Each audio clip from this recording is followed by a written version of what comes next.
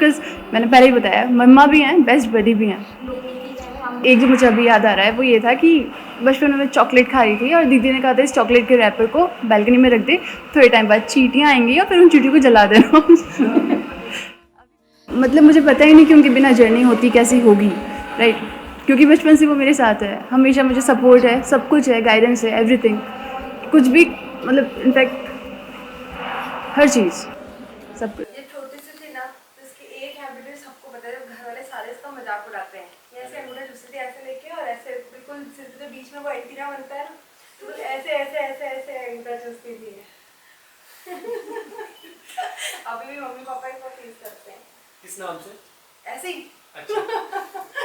टीजिंग नाम तो बहुत है, मिक्कू, माइकल, मिकड़ा, मकड़ी। ये जो मतलब अभी भी कुछ 3 महीने पहले जो गली के छोटे छोटे बच्चे होते हैं, लिटरली जो 4 या 6, 7, 8 मतलब इस एज ग्रुप के बच्चे होते हैं, उन्हें लेकर चली जाती हैं दूर जहाँ पे कंस्ट्रक्शन चल रहा होता है, वहाँ पर ये उन्हें लेके जाती हैं और फिर आत्मा बन जाती हैं। ये कैसे? ये भी करती है, ये उन्हें डराती है बच्चों को। मुझमें मकड़ी आ गई है, मैं मकड़ी हूँ। बच्चे डर के भागते हैं और फिर नेक्स्ट टाइम जो वेकेशंस पे घर पे आती हैं, बच्चे बोलते हैं हाय ये दीदी आप आ गए, हाय मिक्कू दीदी आप आ गए, मकड़ी खेलते हैं। और 3 दिन पहले मुझसे बच्चे बोल रहे हैं कि नियति दीदी आई है, हमने देखा है मकड़ी खेल रही है। बोला बेटा उनकी शादी है। कान में ऐसे मैं निकालना। फेवरेट इसका पार्ट टाइम काम है, जब भी बैठी रहती है ना तो ऐसे कान में देख करती है। अभी कोटा में भी यही होता था, मतलब मम्मा जब भी इनके पास जाती थी नहीं, नो। तो मैं जब गई थी दशपुर में, मतलब सेम स्कूल में, तब टीचर्स का इन दोनों के कारण अच्छा इंप्रेशन का मतलब मेरा उन पर था, क्योंकि ये दोनों आपसे पढ़े थे, दीदी तो। और नियति दीदी की शशि मैम थी एक, उधर नहीं दिखना, सामने दिखना। शशि मैम थी एक, वो नियति दीदी के कान को देखकर बोला करती थी कि अरे यार, क्या खा के तुम्हारी मम्मी ने तुम्हें पैदा किया है। ये तू ना फैमिली की 3-4 चीजें गंदी है ना, वो सारी 2 तूने बता दी है। वो बता दे, वो ही छोड़ रही है। ये इसको क्यों बोलने दे रहे? एक्चुअली मम्मी पापा का ना हम लोग हमेशा से ऐसा था कि मैं खूब ज्यादा हार्ड वर्किंग थी, पढ़ती रहती थी, और इसका ऐसा था कि ये एग्जाम के 1 दिन पहले पढ़ती थी और बहुत अच्छे मार्क्स लाती थी, मतलब ये टॉपर थी क्लास की। तो उन लोगों को ना यकीन नहीं होता था कि इतना जल्दी कैसे पढ़ लेते, तो हमें इसके पीछे पड़े रहते थे, पढ़ लेनी आती, कभी नहीं पढ़ती थी। और एग्जाम के दिन भी 4 बजे का अलार्म लगाती थी और रजाई में ऐसे छुप के सो जाती थी, और पापा आते थे और फिर हम लोग को दोनों पर इसके कारण डांट पड़ती थी कि ये सो रही है और अलार्म तुम लोग जल्दी का लगाते हो, हमेशा ऐसे लगता। और फिर भी टॉप कर जाती थी। और बचपन में एक चीज को होती कि हमेशा एक बिजनेस टाइकून बनने का शौक था कि मैं बहुत ज्यादा एकदम रिच, सबसे ज्यादा पैसे होंगे मेरे पास दुनिया में, ये इसका एक बहुत बड़ा ड्रीम था बचपन में। ऐसे सारी मैगजीन होती थी कि हाउ टू बिकम रिच, ये सारे टाइटल्स ही पढ़ती थी, नहीं सारे सच में सारे पेपर्स में टाइटल्स पढ़ती थी, सारे मैगजीन्स के टाइटल्स इसके फेवरेट होते, हाउ टू बिकम रिच। होना ये चाहिए कि बड़ा बच्चा जा रहा है छोटे बच्चे के साथ में, तो लगता है ना कि बड़ा जा रहा है तो ठीक है, छोटा सेफ रहेगा, पर हमारे यहाँ उल्टा होता था कि ये जा रही है तो बड़ी सेफ रहेगी।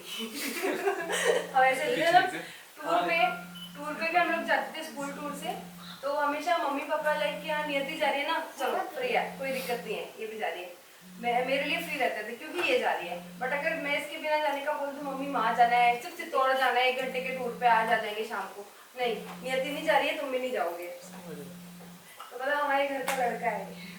और हाँ एक चीज गंदी है इसकी, ये ना हमेशा मेरी डांट पिटवाती, ये हमेशा, मतलब जब जैसे हम लोग गेम खेलते थे, जब भी इसको बारी आती थी दाम देने की, तो ये क्योंकि मैं तो बड़ी हूँ तो मैं बोलती थी नियति नहीं तुम्हारा टर्न है, तुम्हें दाम देना पड़ेगा, तो ये जैसे झूठ मूठ कराया ऐसे रोक के जाती थी अंदर, पापा को बोलती थी मुझे दीदी ने मारा, और फिर उसके कारण मुझे इतनी डांट पड़ी, मार में पिटाई। बहुत ये भी है, बहुत मोटी है, बहुत शरारती है। तो अच्छी बात है, वो लगती थी कि मैं उसे एक बार भी बोलती थी हर्ष, तो वो जहाँ खड़ा होता था वहीं पे रुक जाता था, इधर उधर बिल्कुल नहीं हिलता था। घर में तो ये है कि बस स्ट्रेट फॉरवर्ड है, ये कई बार ऐसा लगता है बड़ा रूड है, लेकिन दिल का जब इसको बड़ी तरह देखते हैं ये बहुत प्यार है। हम फर्स्ट टाइम मिले थे एयरफोर्स एकेडमी में after NDA. She was my junior there. So it all started there, and that was 2015. And over a period of time, and here we are, 2019. We are getting married. It has been a long ride. There are so many stories I cannot tell. I don't have time to tell, but it has been a wonderful journey, and I am looking forward to this special day of mine and hers of course. When I saw her first, she had this zero cut, मतलब typical जो army वाला cut होता है, मतलब she looked like a boy. None of her behavior was resembled a girl. She was more like a boy, and we had this kind of bonding, and of course we had the same surname.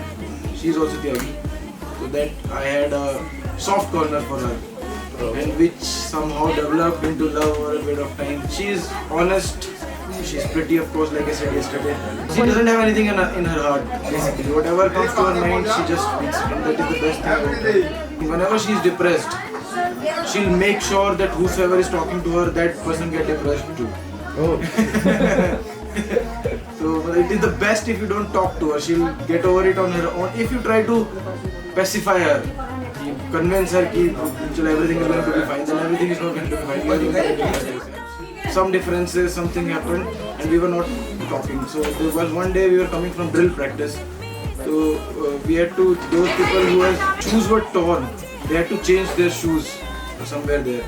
So that was out of pure coincidence. My shoes were also torn, and I did not know that she was also going to come there. I went there.